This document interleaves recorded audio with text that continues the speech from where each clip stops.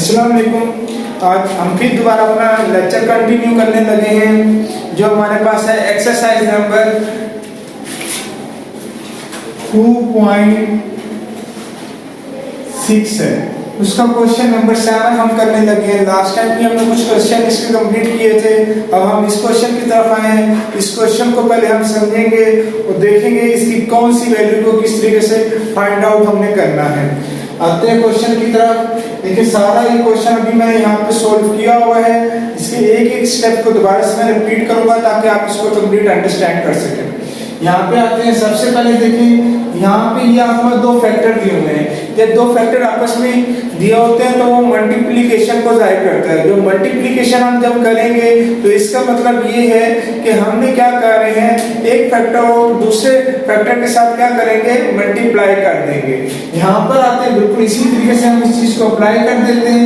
ये मेरे पास 2 दिया हुआ है, इस 2 को मैंने मल्टीप्लाई कर दिया इस कंप्लीट वैल्यू के साथ। फिर उसके बाद 3 अयोटा दिया हुआ है, इसको भी मैंने कंप्लीट वैल्यू के साथ मल्टीप्लाई कर दिया। जो हमारे पास ये स्टेप आ चुका है, ठीक है। अब जब हमने इसके साथ वैल्यू को मेंशन किया, अब हमने इसको मल्टीप्लाई करना है। मल्टीप्लाई करते हुए हम क्या करेंगे, 2 को मल्टीप्लाई किया तो 2x आ गया, 2 को y के साथ किया तो 2y अयोटा आ गया, 3 अयोटा है, इसको मल्टीप्लाई किया तो 3x अयोटा आ गया।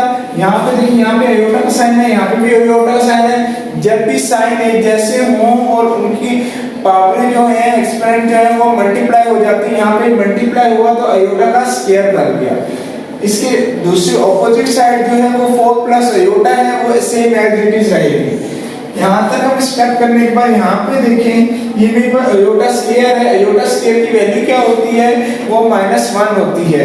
यहाँ पर आएंगे तो यहाँ पे मैंने देखा अयोटा को कॉमन निकाला तो यहाँ पे बच गया 2y - 3x रह गया यहाँ पे हमारे पास। अब हमने क्या किया, यहाँ पे इनको सिंपलीफाई करेंगे। ये सिंपलीफाई कर दी इस स्टेप के अंदर। आपको कंप्लीट यहाँ पे व्यू इसका आ रहा होगा कि मैंने इसको यहाँ पे सिंपलीफाई कर दिया। सिंपलीफाई करने के बाद अब मैंने अरेंज किया, इसको अरेंज किया 2x और 2y को 3y को ले लिया। क्यों लिया, इस वजह से लिया क्योंकि ये रियल नंबर है। ये रियल नंबर को इकट्ठा रखेंगे, जो इमेजिनरी या कॉम्प्लेक्स हमारे पास नंबर होंगे वो अलग होंगे, जिसमें से अयोटा जो है वो एक कॉम्प्लेक्स वैल्यू है। यहाँ पे मैंने सबसे पहले अरेंज इस तरीके से किया, पहले x की वैल्यू को लिख दिया, फिर मैंने किसकी वैल्यू को मेंशन किया है, y की। जिसके साथ कोई साइन नहीं होता उसके साथ कौन सा साइन होता है, प्लस का साइन होता है। अब हम आगे चलते हैं। यहाँ पर आने के बाद मैंने इन्हीं इक्वेशंस को क्या कर दिया, कंपेयर करवा दिया, compare with real and imaginary part. अभी मैं आपको बता रहा था इमेजिनरी पार्ट वो होते हैं जिनके साथ अयोटा होता है, वो हमारे पास क्या होंगे, इमेजिनरी पार्ट होंगे। यहाँ पे हम आते हैं, यहाँ पे देखेंगे अगर आप 2x + 3y ये इक्वल टू किसके हो जाएगा, 4 के, क्योंकि ये रियल नंबर है। यहाँ पर आता है -3x। ये -3x कौन सा है, मैंने अरेंज किया था, पहले x की वैल्यू ली है फिर y की वैल्यू ली है। यहाँ पे हमारे पास क्या है, -3x + 2y ये हमारे पास आया। इसको हमने क्या किया, इसको भी हमने अरेंज कर दिया किसके साथ, अयोटा के साथ, क्योंकि ये इमेजिनरी पार्ट है। अयोटा की इस टाइम पे वैल्यू क्या होगी, 1 होगी, क्योंकि इसके साथ कुछ और मेंशन नहीं है। तो इसको हमने नाम दे दिया इक्वेशन नंबर 1 का और इक्वेशन नंबर 2 का। अब उसके बाद अब हमने कुछ ऐसा करना है कि ये जो इक्वेशन है, ये हमारे जो इक्वेशन तो बनी है, ये हम इनको इन इक्वेशन को हम लीनियर इक्वेशन तो कहेंगे, लेकिन मैं चाहता हूँ इसमें से x और y की वैल्यू को मालूम करना। जब x और y की वैल्यू को मालूम करना चाह रहा हूँ तो इनमें से कोई वैल्यू x एक दूसरे के साथ सब्ट्रैक्ट होना चाहिए, लेकिन वैल्यू सिमिलर होनी चाहिए, y सब्ट्रैक्ट होना चाहिए, वैल्यू सिमिलर होनी चाहिए। तो अब हम यहाँ पे देखते हैं, तो यहाँ पे आप देखेंगे मैंने मल्टीप्लाई किया इक्वेशन नंबर 1 को। ये इक्वेशन नंबर 1 है, इक्वेशन नंबर 1 को मल्टीप्लाई कर दिया 3 के साथ। क्यों 3 के साथ किया, क्योंकि मैं नेक्स्ट वैल्यू को भी मल्टीप्लाई करूंगा, जिससे क्या होगा, x से कट जाएगा। मैंने इक्वेशन 1 को मल्टीप्लाई किससे कर दिया, 3 के साथ, और यही इक्वेशन मेरे पास क्या बन गई, इक्वेशन नंबर 3 बन गई। नेक्स्ट आया मल्टीप्लाई इक्वेशन 2, ठीक है। इक्वेशन 2 लूंगा, उसको मल्टीप्लाई कर दूंगा बाय 2 के साथ, ठीक है। यहाँ पे हम क्या करेंगे, हम कहेंगे यहाँ पे मल्टीप्लाई हम कर रहे हैं किसको, इक्वेशन 2 को बाय 2 के साथ। यहाँ पर आएंगे तो यहाँ पे भी देखेंगे -6x + 4y = 2।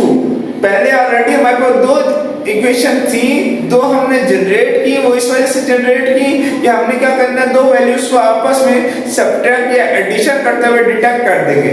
तो सबसे पहले मैंने यहाँ पे आगे लिखा कि एडिंग इक्वेशन नंबर 3 एंड 4। जब मैंने 3 और 4 को सामने रखा, ये सामने मेरे पास आ गई, तो जब सामने रखा तो मुझे पता चल रहा है ये दोनों वैल्यूज आपस में कट हो रही है। अगर कट ना होती तो क्या करते, फिर यहाँ पे हम लिख देते सब्ट्रैक्ट। सब्ट्रैक्ट से क्या होता है, ये प्लस का साइन है, ये किस में चला जाता, माइनस में। ये वैल्यूज यहाँ पे कट हो गई, 9 और 4 है, इसको हमने किया ऐड, 13 हो गया। 13 को डिवाइड कर दिया तो 14 ओवर 13 आ गया। तो इस तरीके से हमारे पास किसकी वैल्यू आ गई, y की। हमेशा इसी तरीके से होता आया है, जब आपका दो इक्वेशन होती हैं और लीनियर इक्वेशन हो, एक लीनियर इक्वेशन की वैल्यू आ जाए, दूसरी लीनियर इक्वेशन की वैल्यू में पुट कर देते हैं। तो यहाँ पे मेरे को जो y की वैल्यू आई है, अब हमने इसको यहाँ पे पुट करना है। यहाँ पे आप देख सकते हैं, यहाँ पे अपना 4 इक्वेशन टोटल दी हुई है, दो तो ऑलरेडी थी, दो हमने जनरेट की, मल्टीप्लाई किया, एक को मल्टीप्लाई किया 3 के साथ, दूसरे को मल्टीप्लाई किया 2 के साथ, वो जनरेट की। अब हम ये सोच रहे हैं कि ये वैल्यू y की वैल्यू कहाँ पे पुट करनी है। ये वैल्यू हमने पुट करनी है हमने इक्वेशन नंबर 1 में, क्योंकि ये आपकी स्टार्टिंग वाली फर्स्ट इक्वेशन थी। आप इस बात को याद रख लें कि आप जो वैल्यू आएगी आपके पास y की वैल्यू आएगी, उसको आप पुट करेंगे कहाँ पे, इक्वेशन नंबर 1 में। इक्वेशन नंबर 1 में आया, ये मेरे पास इक्वेशन नंबर 1 है। आप देख सकते हैं यहाँ y की जगह पे क्या आया हुआ है, हमारे पास y की वैल्यू आई हुई है, वो क्या है, 14 ओवर 13 है। 14 ओवर 13 हमारे पास वैल्यू आ गई। अब मैंने क्या किया, 3 को इसके साथ मल्टीप्लाई कर दिया तो 42 हो गया। यहाँ पे देखता हूँ तो यहाँ मेरे पास x है, यहाँ पे देखता हूँ तो यहाँ पे मेरे पास क्या है, फ्रैक्शन है। अब इस फ्रैक्शन को उठा के मैं उधर ले जाऊंगा, पुट करने लगे इक्वेशन नंबर 1 में पुट करने लगे। यहाँ पे हमने इसको पुटिंग कर दी, मल्टीप्लाई किया, वो हमारे पास क्या आ गया, 42 ओवर 13। इसको हम उधर ले गए, ये किस में हो गया, सब्ट्रैक्ट में हो गया। सब्ट्रैक्ट में होने के बाद जब बीच में प्लस माइनस के साइन हो तो हम क्या लेते होते हैं, उसका एलसीएम लेते हैं। यहाँ पे हम इसका एलसीएम लेंगे तो एलसीएम हमारे पास क्या है, 13 आया। इसके नीचे क्या है, 1 को इसके साथ मल्टीप्लाई किया, 13 को मल्टीप्लाई कर दिया 4 के साथ मल्टीप्लाई किया तो हमारे पास क्या आ गया, 52। यहाँ पे 13 के साथ कट गया क्योंकि उसके नीचे फ्रैक्शन है, वो कट गई तो हमारे पास क्या बच गया, 42।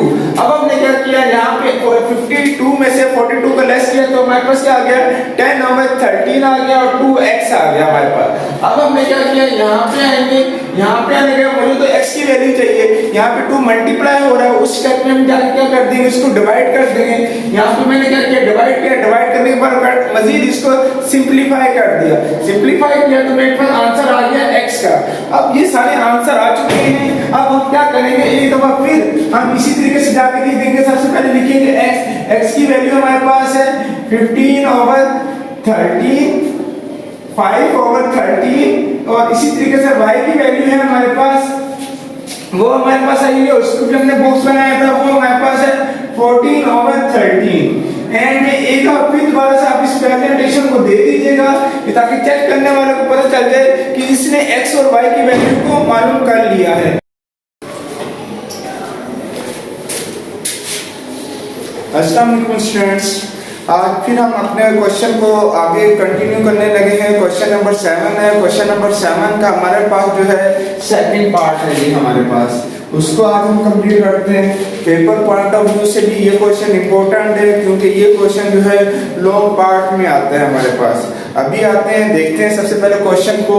देखिए यहाँ पे हमारे पास क्या है क्वेश्चन, यहाँ पे हमारे 2 फैक्टर दिए हुए हैं, कॉम्प्लेक्स है, ठीक है, यानी कि अयोटा है इनके अंदर। यहाँ पे भी देखिए, यहाँ पे भी अयोटा और ये भी मल्टीप्लाई हो रहे हैं। यहाँ पर आएंगे तो सबसे पहले हम क्या करेंगे, हम पे ये जो 2 फैक्टर दिए हैं इनको आपस में मल्टीप्लाई कर देंगे। यानी कि मैं इस 3 को लूंगा, इस 3 को इस पूरे फैक्टर के साथ मल्टीप्लाई करूंगा, 2 अयोटा को लूंगा, इस पूरे फैक्टर के साथ मल्टीप्लाई कर दूंगा। ठीक है, जब मैं मल्टीप्लाई करूंगा तो कुछ इस तरीके से मेरे पास शेप आ जाएगी। यहाँ पे मैं इसको मल्टीप्लाई कर दूंगा, 2x आ जाएगा, 4y अयोटा आ जाएगा, लास्ट में आपका 2 अयोटा -1 है। थोड़ी सी ये इक्वेशन जो है लेंथी है तो इसलिए इसको स्टार्टिंग में ही समझना हमारे लिए जरूरी है। तो हमने अभी क्या किया, यहाँ हमने मल्टीप्लाई कर दिया, यहाँ पे हमने क्या किया, फैक्टर को, जो फैक्टर था उसको फैक्टर के साथ मल्टीप्लाई कंडीशन में लिख दिया। अब मल्टीप्लाई करते हैं हम। यहाँ देखिए टिक का साइन भी मैंने लगाया हुआ है। यहाँ पे आप देखेंगे 3 को मैंने x के साथ मल्टीप्लाई किया, 3x है, यहाँ पे इसको मल्टीप्लाई किया तो 3y अयोटा आया। यहाँ पे आएंगे तो ये हमारे पास -2x अयोटा आएगा। यहाँ पे आएंगे ये हमारे पास क्या आएगा, -2y अयोटा का स्क्वायर रहेगा। जब भी अयोटा मल्टीप्लाई होता है तो उसकी जो पावर होती है वो क्या हो जाती है, उनके साथ प्लस हो जाती है, तो इसलिए यहाँ पे क्या हो गया, अयोटा स्क्वायर हो गया। अयोटा स्क्वायर की ऑलरेडी हम वैल्यू भी जानते हैं, वो हमारे पास क्या है, -1 है। अब आते हैं नेक्स्ट, यहाँ पे हमारे पास क्या था, यहाँ पे जब हम इसको मल्टीप्लाई किया है, मल्टीप्लाई करने के बाद हमारे पास इस तरह से था।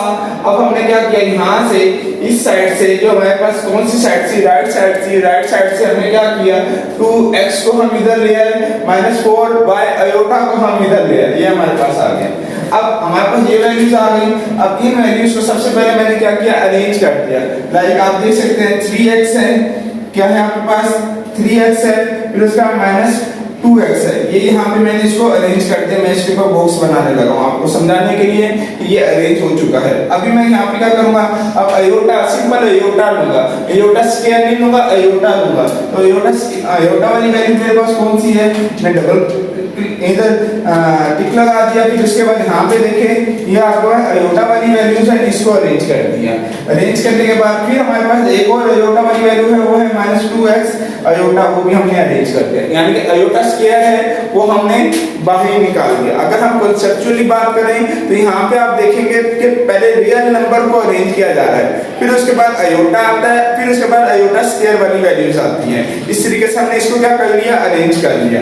अरेंज करने के बाद हमारे पास आ गया, यहाँ पे अभी हमारे पास क्या था, अयोटा स्क्वायर था, अयोटा स्क्वायर को हमने लिया। अयोटा स्क्वायर कहाँ से हमारे पास आ गया, ये हमने इसको मजीद अरेंज किया था, कैसे, 3x -2x आ गया हमारे पास।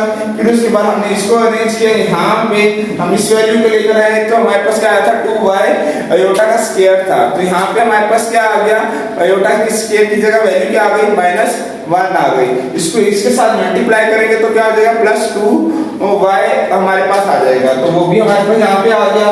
यहाँ पे हमने इनको सॉल्व किया, 3 और 4 को प्लस किया तो वो हमारे पास क्या हो गया, 7 हो गया। फिर उसके बाद यहाँ पे आएगा -2x अयोटा आ गया, क्या आ गया, 2x अयोटा। अब हमारे पास क्या होगा, अब हमने फिर दोबारा इधर से ढूंढने हैं रियल नंबर हमारे पास कौन से है, ये हमारे पास रियल नंबर है, ठीक है। 2x + 2y अयोटा, 2y आ गया। फिर उसके बाद -2x अयोटा आ गया +7y अयोटा आ गया। अब इससे हमने क्या किया, कॉमन निकाल लिया। कॉमन क्या निकाला हमने, सिर्फ और अयोटा को लिया, उसके साइन को नहीं लिया। इस बात का आपने ख्याल रखना है, साइन को नहीं लेना। मैंने प्लस अयोटा निकाला, 2x + 7y आ गया। अब यहाँ तक पहुंचने के बाद आपने क्या करना है, कंपेयर करना है। 2x + 2y = -1 और इसी तरीके से -2x + 7y = 2। लास्ट क्वेश्चन के अंदर जस्ट इधर लिखा हुआ था अयोटा, तो हमने क्या लिया था, उसकी जगह 1 लिया था। यहाँ पे ये देखिए मैंने यहाँ पे भी प्रेजेंटेशन कंप्लीट की हुई है। यहाँ पे लिखा हुआ है compare with real and imaginary part. Imaginary part के साथ हमने इसको क्या कर दिया, कंपेयर करवा दिया। कंपेयर करवा के देखा तो हमने कहा ये हमारे पास कौन सी इक्वेशन है, लीनियर इक्वेशन है। जब लीनियर इक्वेशन होती है तो वो आपस में क्या होनी चाहिए, डिडक्ट होनी चाहिए, माइनस होनी चाहिए, ताकि हमारे पास एक या तो x की वैल्यू आ जाए या तो y की वैल्यू आ जाए। इसलिए हमने क्या किया, इसको 2 के साथ मल्टीप्लाई कर दिया, इक्वेशन नंबर 1 को मल्टीप्लाई इक्वेशन 1/2, इसको 2 के साथ मल्टीप्लाई करवा दिया। 2 के साथ मल्टीप्लाई करवाने के बाद हमारे पास क्या आ गया, 2x + 4y = -2 आ गया हमारे पास। अब हमारे पास इक्वेशन एक ऑलरेडी थी 2 और न्यू जनरेट हुई वो 3। अब होना तो ये चाहिए कि पहले आप 2 को लिखें, फिर उसके बाद आप किसको मेंशन करें, 3 को। अगर मैं ऐसे भी करता हूं तब भी मेरे पास ऐसे आना है, क्योंकि ऊपर चली जाएगा -2x + 7y = 2 चला जाएगा, ठीक है। तब भी मेरे पास सेम आंसर आना है। यहाँ पे 2x से कट हो गया, तो यहाँ पे हमारे पास क्या होगा, 4 और 7 आ गया। 4 और 7 को जब मैंने प्लस किया तो वो मेरे पास क्या हो गया, 11 यहाँ पे क्या होगा, -2 से डिडक्ट हो गया, तो हमारे पास क्या वैल्यू आ गई, 0 की आ गई। -11 को हमने क्या कर दिया, डिवाइड कर दिया। डिवाइड करने के बाद हमारे पास वैल्यू क्या आ गई, y की 0 आ गई। अब इस तरीके से हमारे पास क्या होगा, एक वैल्यू आ गई। अब इस वैल्यू को हम इक्वेशन नंबर 1 मान में पुट करेंगे, जैसे हमने लास्ट क्वेश्चन के अंदर हमने इसको किया था।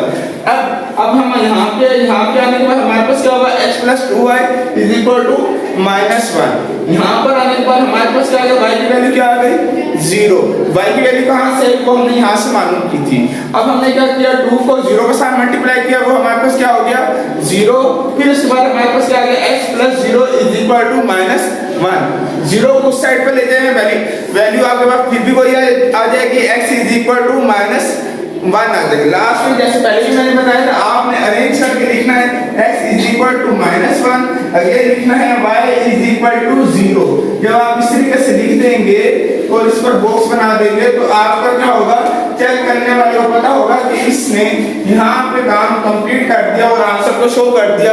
जो हमारे पास क्या थी, वैल्यूज कहलाती है इनको, x और y को हम क्या कहते हैं, वैल्यू के, यहाँ ये हमारे पास वैल्यू आ गई। इस तरीके से क्वेश्चन नंबर 7 का सेकंड पार्ट कंप्लीट हो गया। स्टूडेंट्स क्वेश्चन नंबर 7 का थर्ड पार्ट पे हम आ गए, लास्ट इसका पार्ट है, ठीक है। इसको सोल्व करते हैं। हमारे पास कौन सा है, थर्ड पार्ट है इसका, इसको भी हमने सोल्व करना है। यहाँ पे देखेंगे ये हमारे पास क्या है, 3 + 4y होल का स्क्वायर दिया हुआ है। पहले भी ये बात आपको बताई थी कि जब भी होल का स्क्वायर आएगा तो जब आपके पास आता है तो उसको a का स्क्वायर प्लस b का स्क्वायर प्लस 2ab का फार्मूला यूज होगा।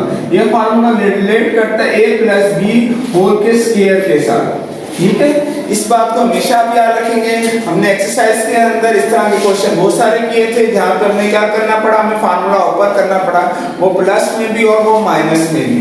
अब यहाँ पे आते हैं, यहाँ पे भी हमने इस स्टेप में आप देख सकते हैं यहाँ पर के फार्मूले को क्या किया गया है, ओपन किया गया है। फिर उसके बाद इसको हमने क्या कर दिया, मल्टीप्लाई किया, -2 है, 2 -2x आ गया, इसको मल्टीप्लाई किया प्लस 2y अयोटा आ गया। फिर हमारे पास क्या आ गया, x प्लस y अयोटा आ गया। अब हमने यहाँ पे क्या किया, सबसे पहले हम ये जो हमारे पास ये वैल्यूज हैं, इस सब वैल्यूज को हम लेकर गए हैं इस साइड पर। इस साइड पर जब हम लेके जाएंगे तो ये हमारे पास माइनस में है, प्लस में हो जाएगा, ये प्लस में है, ये माइनस में हो जाएगा। इस स्टेप में आके देखते हैं, यहाँ पे अयोटा का स्क्वायर है, अयोटा का स्क्वायर जब आ जाता है उसकी वैल्यू क्या आ जाती है, -1 आ जाती है, तो वो -1 यहाँ पे इसकी वैल्यू आ गई, ठीक है। अच्छा, अब हमने इसको भी सॉल्व किया, सॉल्व करने के बाद कुछ इस तरीके से यहाँ पे देखा, यहाँ पे क्या है, x है, 2x है, इन दोनों को हमने अरेंज किया, लिख दिया, तो हमारे पास क्या हो गया, 3x हो गया।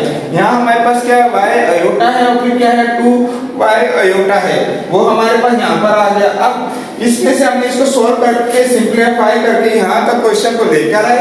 फिर हमने क्या किया, कंपेयर किया। इस टाइम पे ये इस साइड को, जो मेरे पास लेफ्ट हैंड साइड है, उसको कंपेयर कर रहा हूँ राइट हैंड साइड से, यानी कि -7 इज इक्वल टू 3x। फिर उसके बाद हमारे पास आ जाता है -y iota is equal to 24 iota आ जाएगा। अच्छा, अब ये करने के बाद हम यहाँ पे लिखेंगे compare with real and imaginary part. Real and imaginary part करेंगे, यहाँ पर आएंगे 3x इज इक्वल टू -7 मैंने लिख दिया यहाँ पे, और उसके आगे मैंने मेंशन कर दिया इक्वेशन नंबर कौन सी है, 1 है। फिर यहाँ पे आएंगे, यहाँ पे हमारे पास क्या आया, -y अयोटा है, वो किसके आ जाएगा, 24 अयोटा के इक्वल है। तो सही बात है, कंपेयर कर रहे हैं तो ये हो गया -y इज इक्वल टू 24। अब अलग अलग इक्वेशन लेते हैं हम कहते हैं यहाँ पे form equation number 1। Equation number 1 जो है वो 3x इज इक्वल टू -7 है, x इज इक्वल टू 3 यहाँ मल्टीप्लाई हो रहा है, उधर जाके क्या हो जाएगा, डिवाइड हो जाएगा, तो हमारे पास आंसर आ जाएगा -7/3। इस तरीके से ये क्या हुआ, हमारे पास x की वैल्यू आ गई। अब हमने कौन सी वैल्यू लेकर आनी है, y की वैल्यू कैसे आएगी, सबसे पहले फिर लिखेंगे हम फॉर्म इक्वेशन 2। इक्वेशन 2 क्या है, y is equal to 24, y is equal to -24। ये इसका क्या आ जाएगा, हमारे पास आंसर आ जाएगा। अगेन लास्ट में आपने फिर दोबारा से उसी तरीके से जाके करना है, जैसे लास्ट क्वेश्चन में बताया था, x इज इक्वल टू आपके पास है -7/3 और y है आपके पास इज इक्वल टू -24। उसके ऊपर आपने क्या करना है, बॉक्स बना देना है, ठीक है। तो इस तरीके से ये हमारा क्वेश्चन कंप्लीट हो गया, और यूनिट की एक्सरसाइज का 2.6 का क्वेश्चन नंबर 7 कंप्लीट हो गया। उम्मीद करूंगा ये सारी वीडियोस आपको पसंद आई होगी और इससे आपकी लर्निंग का प्रोसीजर बेस्ट हो रहा होगा।